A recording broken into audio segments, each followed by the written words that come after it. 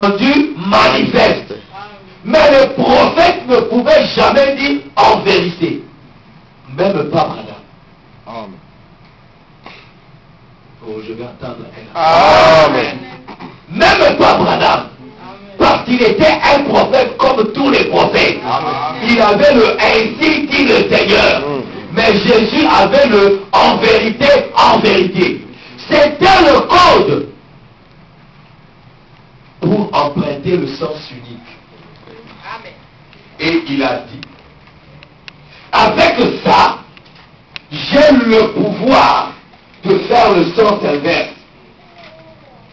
Il a dit, je tiens les clés de la mort et du séjour de la mort.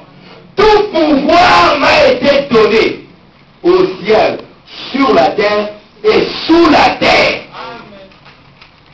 Amen. Amen. Et je vous disais l'autre fois, tout le pouvoir que Jésus avait, lui n'en avait pas besoin. Il avait ce pouvoir pour vous. Vous devez être conscient de cela et agir sur base de ce que vous écoutez. Quand vous venez à l'église, nous ne venons pas raconter des histoires, mais nous venons parler de la parole de Dieu. Et quand vous écoutez la parole de Dieu, vous devez l'appliquer. Amen.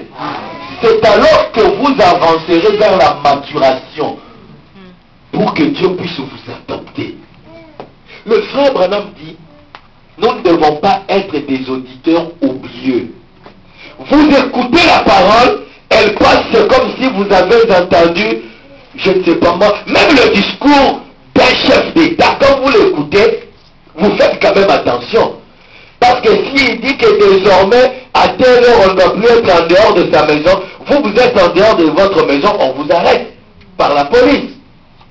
Amen. Amen. Quand nous écoutons la parole, nous prions Dieu, aide-moi à vivre la parole. Amen.